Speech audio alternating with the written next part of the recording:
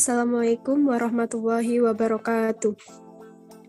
Yang terhormat, Ibu Syita dan Ibu Dita selaku dosen pengampu mata kuliah Statistika Deskriptif beserta teman-teman audiens yang saya banggakan. Sebelumnya, perkenalkan, kami dari kelompok 8 yang beranggotakan Mbak Amalia Kartika dengan NPM 21103060012.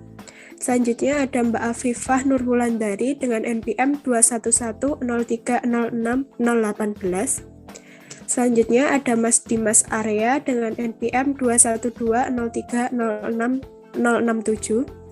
Selanjutnya ada saya sendiri, Diana Dwi Cahyani dengan NPM 21403061118. Baik, di sini kelompok kami akan menjelaskan mengenai analisis data luas kebun kopi di Indonesia. Untuk pemaparan yang pertama akan disampaikan oleh Mas Dimas. Kepada Mas Dimas, saya persilahkan. Baik, terima kasih kepada Mbak Diana atas waktunya. Di sini saya akan menjelaskan mengenai analisis masalah dan juga data autentik dari data yang kita gunakan. Di sini kami menggunakan data luas perkebunan kopi tahun 2010 hingga 2021. Data tersebut merupakan data sekunder yang diperoleh dari website di bawah ini ya, sesuai pada layar. Ini merupakan data sampel karena sebenarnya itu ada data dari tahun 2000 hingga tahun 2021. Di sini kita hanya mengambil tahun 2010 hingga tahun 2021. Di sini kami mengambil data dari kopi karena kopi adalah salah satu komoditi perkebunan yang mempunyai peran cukup penting dalam kegiatan perekonomian di Indonesia. Kopi merupakan salah satu komoditas ekspor Indonesia sebagai penghasil devisa negara selain minyak dan gas. Selain peluang ekspor yang semakin terbuka, pasar kopi di dalam negeri pun cukup besar.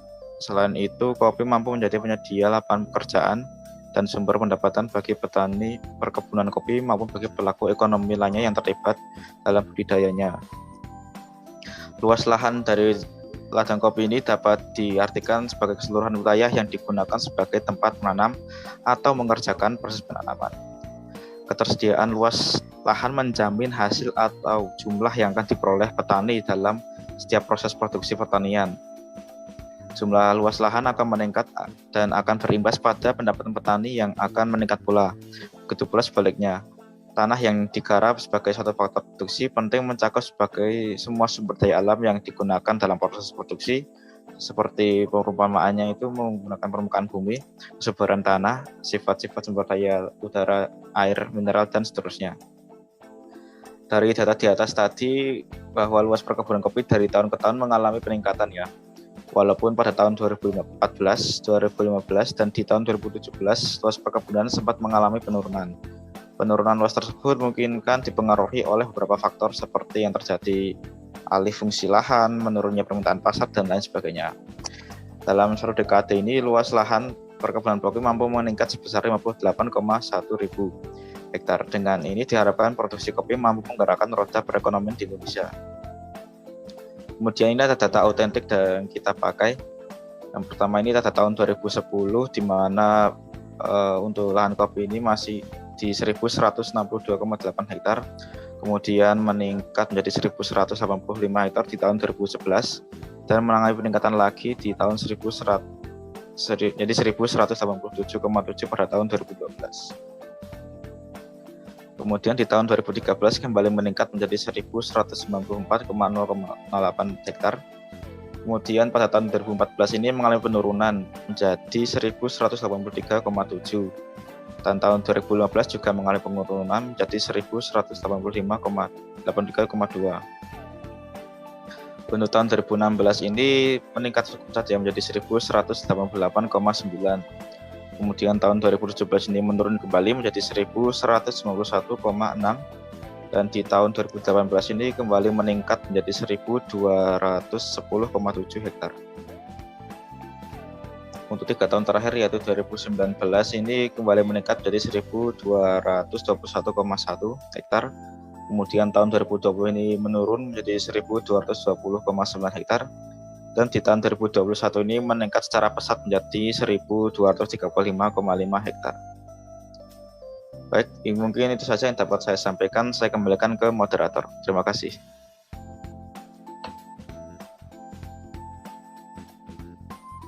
Baik, terima kasih Mas Dimas atas pemaparan materinya. Untuk selanjutnya yaitu pemaparan materi akan disampaikan oleh Mbak Afifah. Kepada Mbak Afifah saya persilahkan. Baik, terima kasih. Untuk selanjutnya yaitu ukuran pemusatan. Ukuran pemusatan ini merupakan pusat di mana data tersebut berkumpul. Di sini ada 3 ukuran pemusatan. Yang pertama yaitu rata-rata atau min. Rata-rata atau min ini merupakan jumlah keseluruhan data dibagi banyaknya data atau dantum. Di sini kita menggunakan X bar karena data yang kita gunakan itu merupakan data sampel, yaitu dengan rumus X bar sama dengan X1 ditambah X2 ditambah titik-titik hingga X ke N dibagi dengan N atau jumlah data sampel. Di situ juga bisa kita tuliskan menjadi sigma data ke I dibagi dengan jumlah data sampel. Selanjutnya kita menghitung rata-rata dari data luas kebun kopi tersebut dengan cara manual. Yang pertama kita menjumlahkan terlebih dahulu luas lahan tersebut didapatkan 14.375,18 dibagi dengan banyaknya jumlah data yaitu 12 sehingga diperoleh rata-ratanya yaitu 1.197,931667. Kemudian yang B itu kita menggunakan program R untuk menghitung rata-rata. Untuk baris yang pertama yaitu X panah C, kemudian kita tuliskan data-data dari luas kebun kopi. Untuk baris yang kedua yaitu X bar panah min X, yaitu untuk mencari nilai min dari data yang telah kita tuliskan di atas. Dan diperoleh rata-rata dari luas kebun kopi tersebut yaitu 1.197,9316. Untuk yang kedua yaitu ada median atau kita simpulkan dengan ME, yaitu data yang berada di tengah setelah data diurutkan.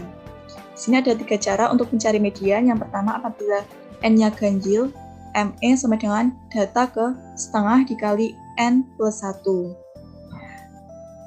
Untuk data dengan N-nya genap, bisa kita gunakan rumus setengah dikali data ke setengah N ditambah data ke setengah N ditambah 1.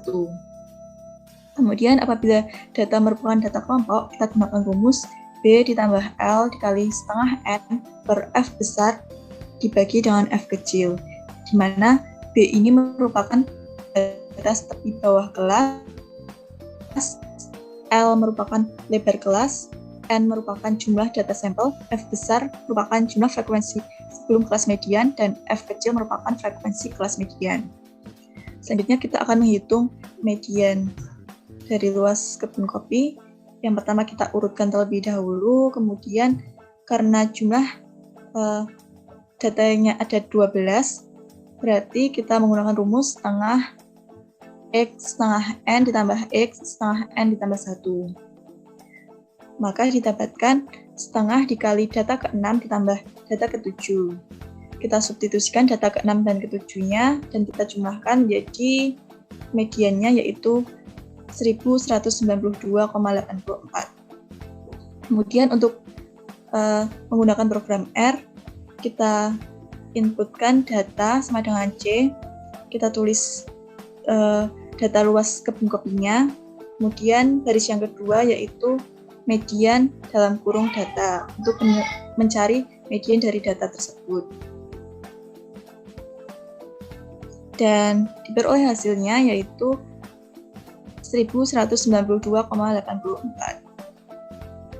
Untuk ukuran yang selanjutnya yaitu ada modus atau bisa kita tuliskan dengan MO, yaitu data yang paling banyak muncul. Rumus modus pada data kelompok yaitu MO sama dengan B ditambah L dikali D1 per D1 plus D2. di mana B merupakan batas tepi bawah kelas, L lebar kelas, D1 yaitu selisih frekuensi kelas modus dengan frekuensi kelas sebelumnya, D2 merupakan selisih frekuensi kelas modus dengan frekuensi kelas setelahnya. Yang pertama, yaitu mencari modus dengan cara manual. Karena dalam data tersebut tidak terdapat data yang sama, sehingga dari data tersebut tidak memiliki modus. Sedangkan untuk program R-nya, yang pertama kita tuliskan data-datanya tersebut, kemudian baris yang kedua itu modus dalam panah function X, UX, panah Unix X, UX, which.max, tabulate, match, X, UX. Dan baris terakhir yaitu modus dari data. Dan ternyata tidak ditemukan modus dari data tersebut. Untuk selanjutnya yaitu ukuran letak. Ukuran letak ini merupakan ukuran yang didasarkan pada letak ukuran tersebut dalam suatu distribusi.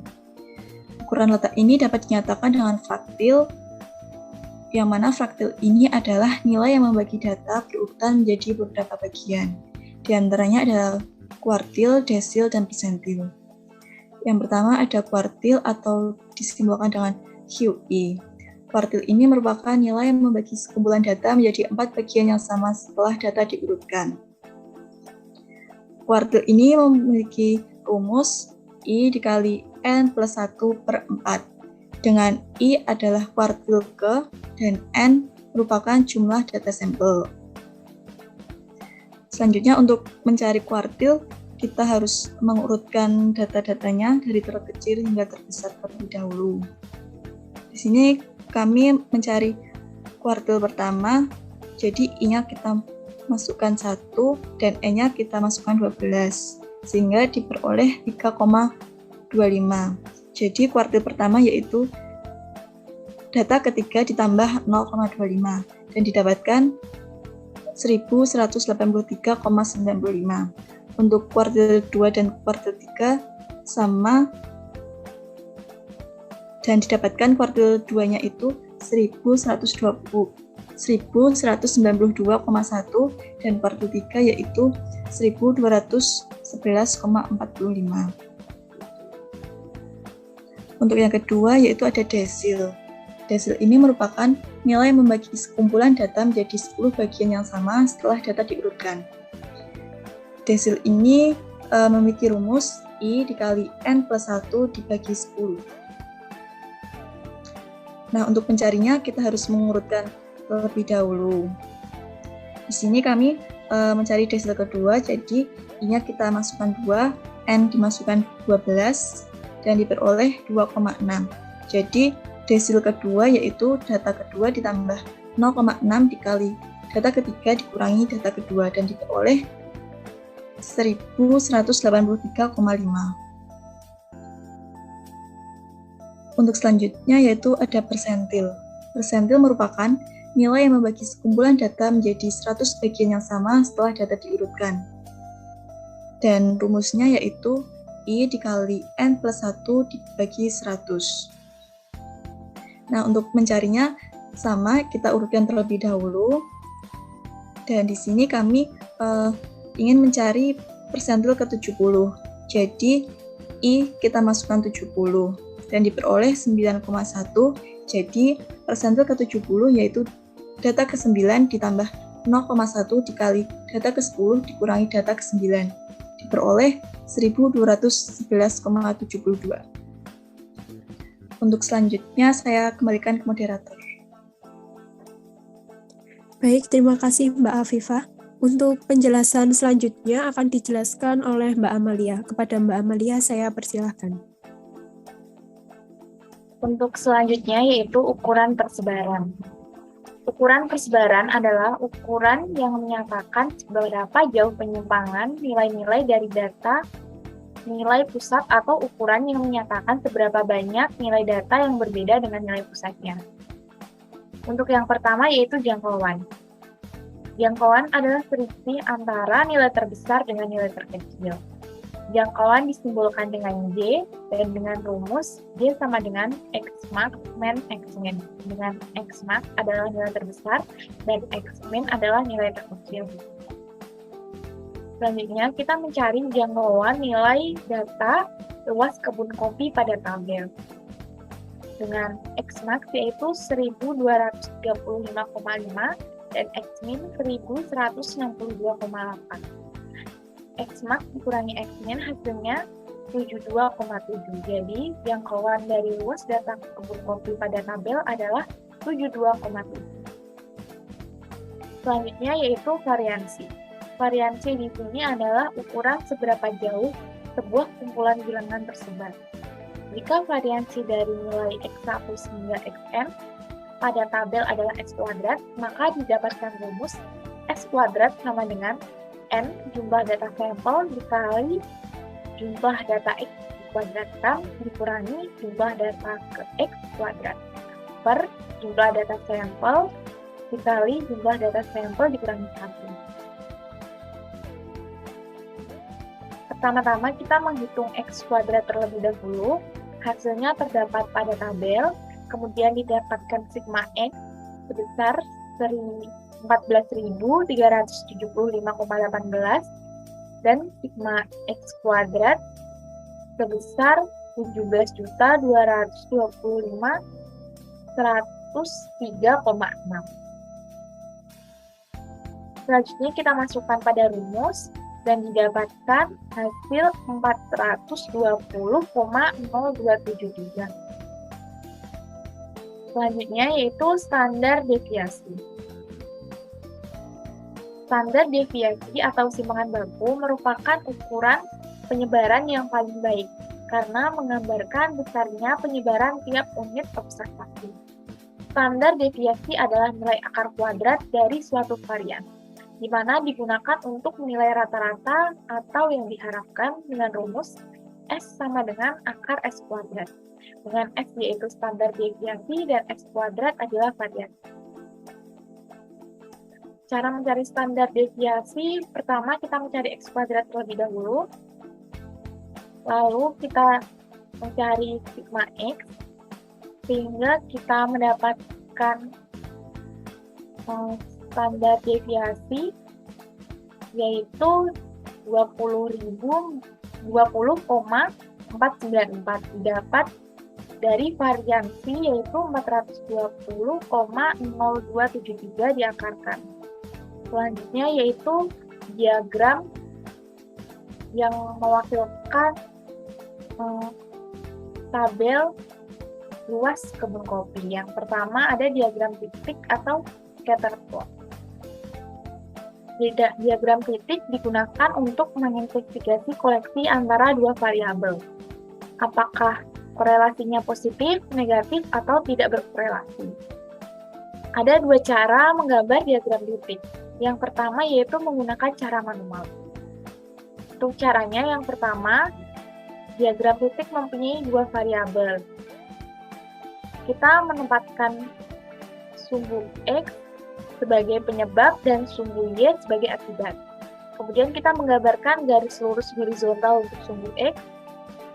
Kemudian untuk bagian kiri sumbu X digambarkan garis lurus vertikal ke atas untuk sumbu Y.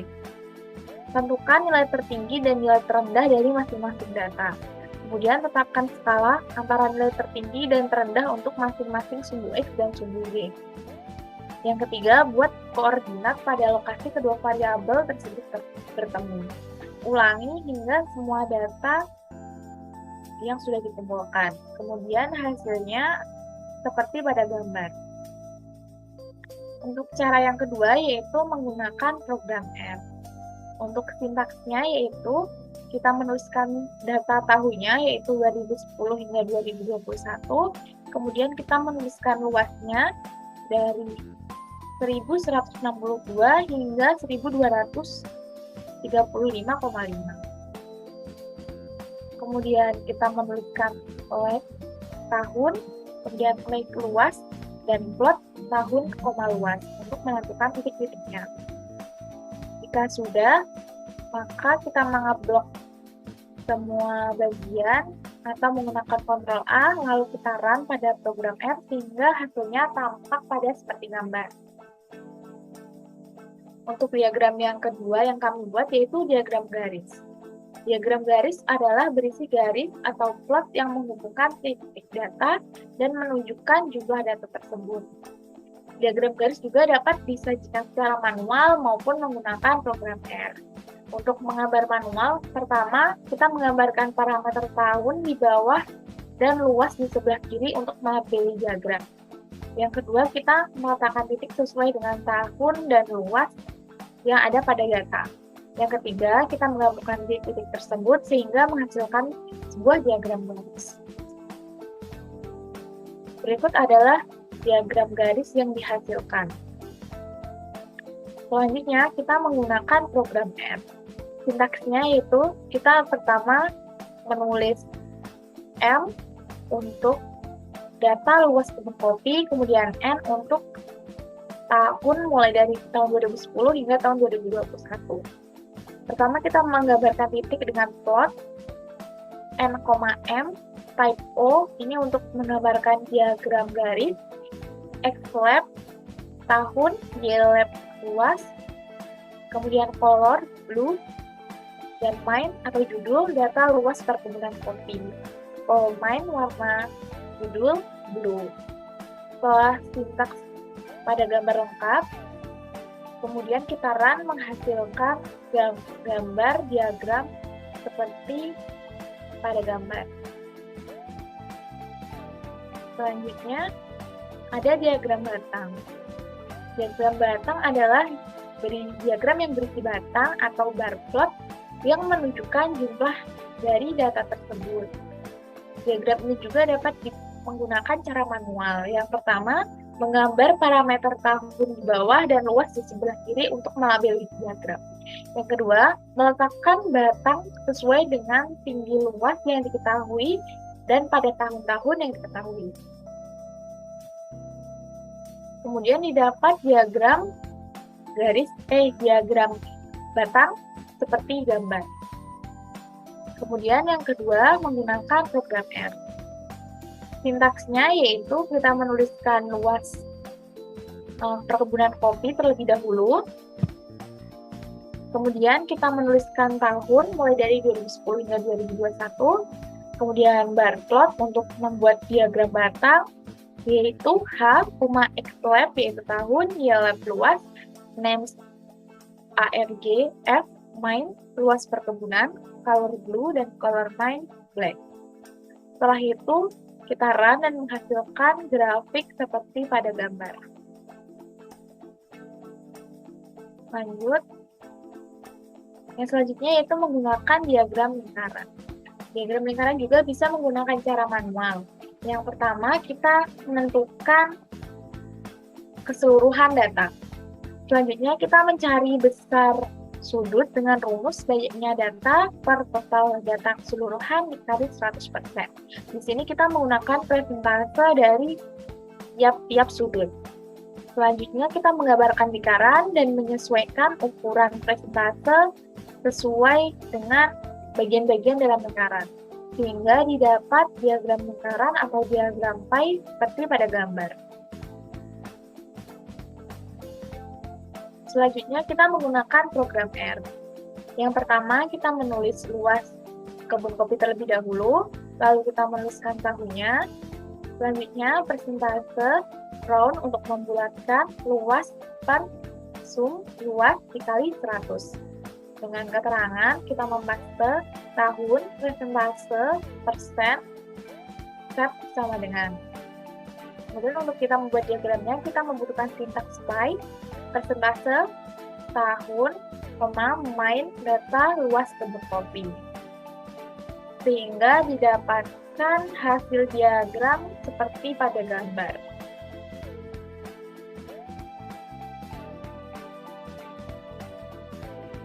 Sekian apa yang bisa saya sampaikan, saya kembalikan ke moderator. Terima kasih. Baik, terima kasih Mbak Amalia atas pemaparan materinya. Jadi dari pemaparan materi yang telah disampaikan di awal tadi, kita bisa menarik suatu kesimpulan bahwa Data luas kebun kopi ini dapat dianalisis permasalahannya mulai dari variabel, populasi, dan sampel melalui proses analisis. Nah, untuk ukuran statistik yang dipakai yaitu pertama, ukuran pemusatan yang terdiri dari mean, median, dan modus. Lalu ada ukuran letak yang terdiri dari kuartil, desil, dan persentil. Dan yang terakhir yaitu ukuran persebaran yang terdiri dari jangkauan, variasi, dan standar deviasi. Nah, lalu ukuran-ukuran tersebut dapat juga dihitung menggunakan program R. Nah, selain untuk menghitung ukuran statistik tersebut, program R juga bisa digunakan untuk membuat suatu grafik atau diagram dengan menggunakan data yang telah tersedia. Nah, lalu sarannya dari kami berharap bahwa makalah ini bisa menjadi referensi maupun rujukan bagi peneliti dan dapat bermanfaat juga bagi peneliti maupun pembaca. Nah, karena makalah ini tidak luput dari kesalahan, maka kami sebagai penulis sangat terbuka terhadap kritik dan sarannya. Terima kasih dari kelompok kami. Bila ada kesalahannya, kami mohon maaf. Wassalamualaikum warahmatullahi wabarakatuh.